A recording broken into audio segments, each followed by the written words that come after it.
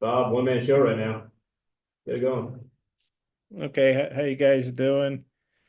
Thanks for being on. I guess first for Jaquinty, you obviously had two 100+ yard rushing games and a lot of touchdowns. Just how would you say your start here at Arkansas has gone? It's been going pretty good. Got to get a shout out to those boys up front. They've been doing a hell of a job, and shit, we're just gonna keep the ball rolling. And then Andrew, that was your first game back. You sure didn't look rusty. I know it was a tough loss, but just how'd you feel about your game and maybe the connection that you and Talon showed?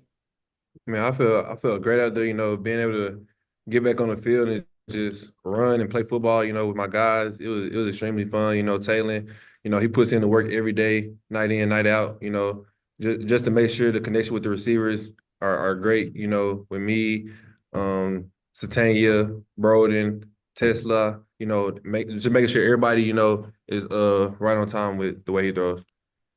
And for both of you guys, TJ Metcalf's gone. We're going to talk to him here too, I think.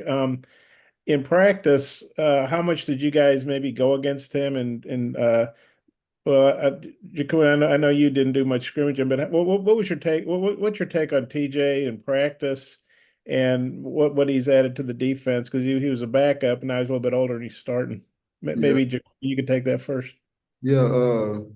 Physical guy. He fly around the field. I don't think he does anything half speed. He go through the walkthrough full speed, like it's just full speed, just go go go with him. So it's a great addition to our defense. And one thing about him, he's gonna come downhill and hit you. No matter who you are, he's gonna come down and hit you. So that's a great addition to the defense. And like I told TJ, like in the fall, I told TJ, I think I told a couple guys, but I told TJ for sure, like he was one of the most like developed guys like that I've seen in the defense. Like from when he got here to where he is now is like night and day.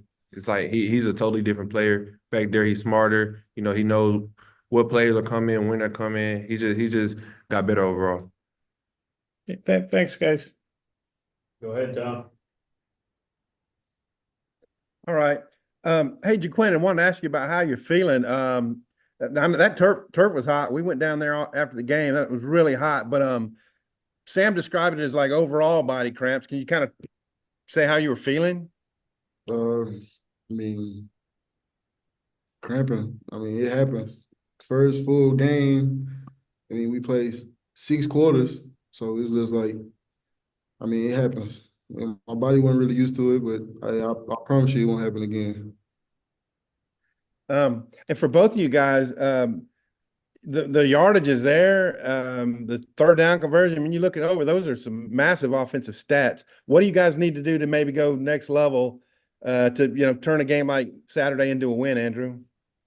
I feel like we just need to play better as a team. We beat ourselves, and I feel like if we just make those small mistakes, the smallest details because you can look at the stats. Everybody can look at the stats that didn't even watch the game and be like, how did they lose?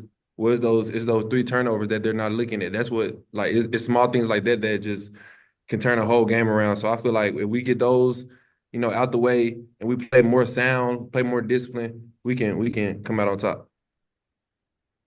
Jaquin, any thoughts on that topic right there? Yeah, I definitely agree with him. It was really just the turnovers. And the turnovers is what shot us in the foot. That's what really beat us. We beat ourselves at the end of the day because we had the game. We just didn't execute when we needed to the most. But we we gonna fix it and we're gonna continue to build on it. Andrew, we asked you about Bobby Petrino's offense from what you last year to this year. What would you say about what the production's been like so far? Explosive, explosive. I said that's the same word I said last time, but I mean, I can't really say no more words. Like it's just explosive. Like I just love the offense. I love like the balance of it. Just everything is just moves in unison. I love it. I love it so much. Thanks, guys. Trey, go ahead. Yeah, guys, just for both of you, you guys did a good job getting down the field and getting in field goal range at the end of regulation. But talking with Coach Pittman yesterday, it seemed like he thought that you could tighten some things up. I was just wondering, in that, I don't even know if you call it 2 minute, it might be a 1 minute offense, but what he talked to you guys about, just overall saving seconds in those situations and what y'all can do to improve it. Just making sure that we know what we're doing at that point of time. Like I said, fatigue can kick in at that time. People not thinking as much. And I know a lot of people want to say it's on like coaching things like that, but like I feel like it's on us as players as well. To make sure we're in the right spots. We practice it, we go through what we got to go through, and I feel like us as players need to take more accountability as well when we go out there on the field and have things like that happen. Yeah, Jaquindon, you were kind of in and out during that series. You have any thoughts on that? Basically what he said. Fatigue kick in. We just got to know what we're doing. Flipping it to this week with UAB on defense, I was wondering what you guys saw out of them. Any of those players jump out to you, or tendencies, things that they like to do?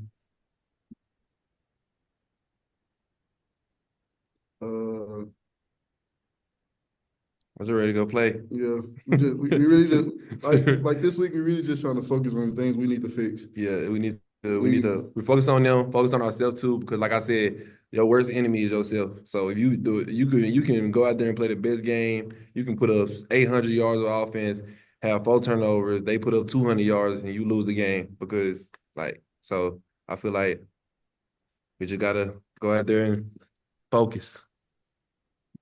Thanks, guys. Daniel. Hey, Jaquindon, when we talked to Sam earlier in the week, he talked about maybe wanting to, filter in a few more players here and there. Just how do you think, the entire running back room may do moving forward, splitting more reps? I mean, I feel like everybody in the room know what they're doing. We hold each other accountable. I mean, it's just a fun group of guys that just came together and just bonding. We just having fun playing ball. And then Andrew, maybe going off what you said earlier, I mean, is there a different spirit to maybe this year's offense than last year, you being here for both seasons? Oh man, it's like night and day. It's a totally different team as a whole. Not even just the offense; it's a totally different team. Like it's more togetherness. Everybody wants to go out there and win. I feel like the team, even after an L, everybody still has that.